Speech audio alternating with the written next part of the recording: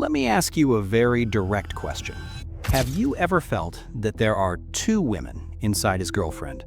One that you easily recognize, affectionate, present, fun, connected to you, and another that appears out of nowhere, cold, distant, irritable, without energy, as if tired of everything, including you. If this feeling has ever crossed your mind, stay with me, because maybe the problem isn't the relationship and much less you. Most people think depression is always obvious, that it comes with constant crying, extreme isolation, and blatant sadness. But the truth is that, especially in women, depression is often silent, masked, and confusing. Many continue functioning, working, smiling, going out, maintaining an image of normalcy, while inside they are struggling not to sink. And this is widely described in clinical studies. Women are almost twice as likely to develop depression throughout their lives, and often learn from an early age to swallow your emotions and move on, even if they're broken inside. That's where the strange feeling of duality is born. One day, she's fine. The next, she seems like a different person. You try to understand what changed. You replay conversations in your head. You look for your own mistakes. You start walking on eggshells. And the more you try to adapt, the more confusing everything becomes, because there's no clear pattern. There is an oscillation. One version of her that struggles to keep everything running, and another that no longer has the strength even to pretend. This video isn't for you to diagnose anyone. Diagnosis is for professionals. But it is meant to open your eyes to real signs. These are the signs described by science that help to understand when behavior is not a phase, drama, or fussiness, but rather a possible depressive episode. Because when this is not understood, the relationship becomes a minefield. You feel rejected, she feels misunderstood, and you both start hurting each other without knowing exactly why. Maybe you love this woman. Maybe you want to help. Maybe you just want to understand what's happening. So before jumping to conclusions, before blaming yourself, or before thinking she changed because she stopped liking you, it's crucial to understand one thing. Depression doesn't just change your mood, it changes how you feel, react, and connect with those around you. And that's what we're going to talk about now. One of the first signs that begins to deeply confuse those around her is emotional detachment. She's still there, physically present, but seems absent. Her gaze changes, her answers become short, affection diminishes without clear explanation. And the most disturbing thing is that this doesn't happen all the time. At times, she reverts to being exactly as before. She laughs, connects, shows affection, seems interested, and that gives you hope. You think, everything's fine, it was just a phase. But then she closes herself off again. And this constant alternation creates enormous confusion in your mind. Psychology explains this through something called anhedonia. This refers to the difficulty in feeling pleasure, motivation, and emotional connection. It's not that she doesn't like you anymore. It's not a lack of love. It's as if the emotional system is functioning in minimal mode, just to survive. But the person on the other side doesn't feel this as a clinical symptom. They feel it as rejection. And they start to question, am I no longer enough? Over time, this questioning turns into self-criticism. You start adapting too much. You measure your words. You avoid conflicts. You walk on eggshells, all to avoid worsening her mood.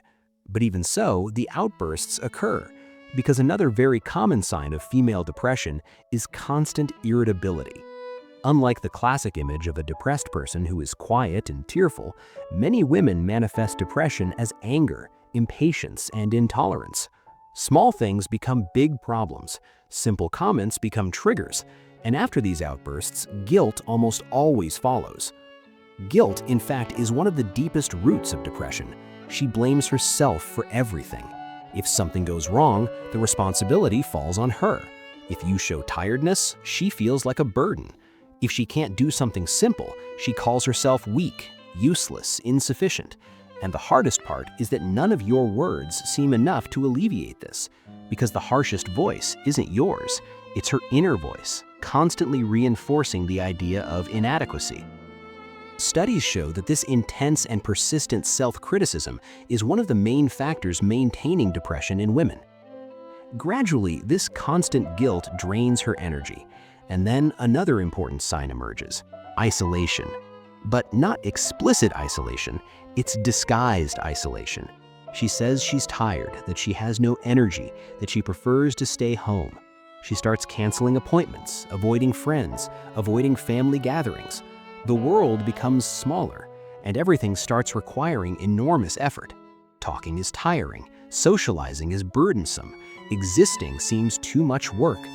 The more she isolates herself, the more her mind becomes trapped in her own thoughts, and the more the depression strengthens. In this scenario, you unknowingly begin to occupy a dangerous place within the relationship. You become the emotional regulator, the constant support, the person who listens to everything, who handles crises, who tries to cheer her up, who tries to understand, who tries to save her. Your routine begins to revolve around her emotional state. Your mood starts to depend on her mood. If she's doing well, you breathe a sigh of relief. If she's doing badly, you feel responsible, and that is extremely exhausting. The science is clear. When one partner assumes total emotional responsibility for the other, the relationship becomes unbalanced, not because there's a lack of love, but because love doesn't replace treatment, and care cannot turn into self-neglect. Little by little, you begin to disappear from your own life. Your boundaries vanish, your needs take a back seat, and even then, it never seems to be enough. It is at this point that the feeling of two women in one body becomes stronger. One that you love, recognize, and connect with, and another that always seems distant, irritated, empty, or inaccessible. Not because she's pretending, not because she's manipulating you, but because a part of her is silently fighting against her own mind, while the other tries to maintain an appearance of normalcy. And when this isn't understood, the relationship becomes a silent battlefield. You try to help and get hurt, she feels misunderstood and withdraws even more, and the two of you drift apart, not for lack of feeling, but for lack of understanding of what's really happening. After understanding all of this, the most important question arises: what to do, and most importantly, what not to do. The first thing is to stop trying to fix everything alone. Love doesn't cure depression. Patience doesn't replace treatment, and putting yourself in the role of savior will only lead to burnout. The science is clear. Emotional support is important, but it does not resolve a psychological disorder. When you try to take on that role, besides not really helping, you start to lose yourself. Another common mistake is minimizing what she's feeling.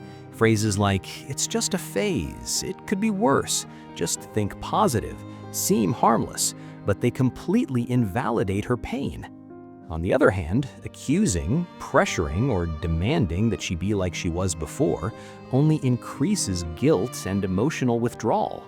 Depression already makes a person feel inadequate. Demands only deepen this. If you're going to talk to her, do it from an observation standpoint, not a judgment. Instead of saying, "You've been acting strange," something like, "I've noticed you've been more distant, and that worries me," opens up space for dialogue.